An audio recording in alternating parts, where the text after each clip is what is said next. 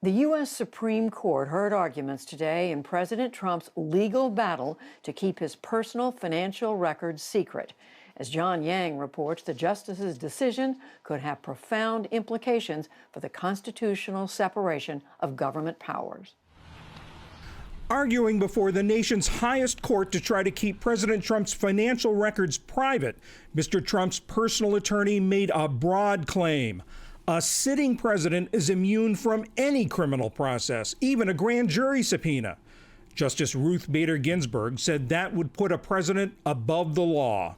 Is the grand jury right to every man's evidence exclusive of the president? This court has long recognized that the president is not to be treated as an ordinary citizen.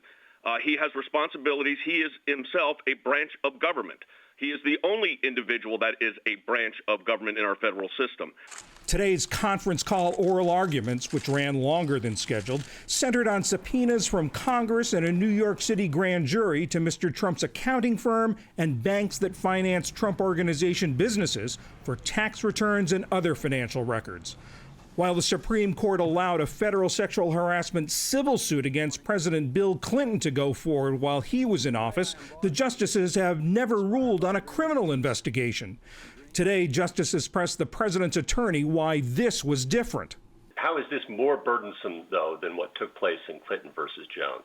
The House says its subpoenas are for a legislative purpose, but several justices, including Chief Justice John Roberts and Samuel Alito, asked whether that justification was too sweeping. We were not able to give the Chief Justice even one example of a subpoena that would not be pertinent to some conceivable legislative purpose, were you?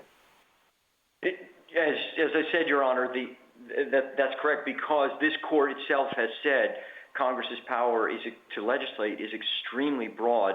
Justice Stephen Breyer worried about the effect on future presidents. What I hold today will also apply to a future Senator McCarthy asking a future Franklin Roosevelt or Harry Truman exactly the same questions. That bothers me. The immediate effect of the court's decision will be on whether financial records that Democrats have long wanted and Mr. Trump has long fought disclosing will be turned over.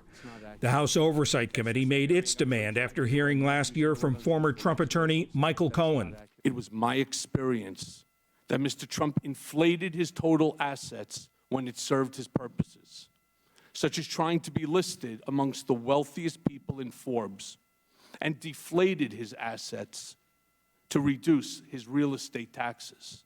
The House Financial Services and Intelligence Committees want Trump records to examine possible money laundering and property deals and whether loans from overseas have made the president vulnerable to foreign influence.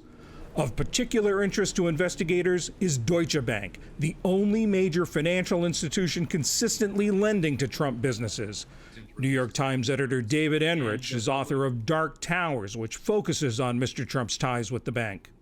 Deutsche Bank is holding a dizzying array of financial information on the president. It has information on money coming in and out of his bank accounts, all the information that Trump used when he was applying for loans or opening bank accounts. And on top of that, it has a lot of its own records about its employees' concerns as they were working on the Trump relationship. Manhattan District Attorney Cyrus Vance wants the president's tax returns as part of a probe into hush money payments made to two women with whom he allegedly had sexual relationships.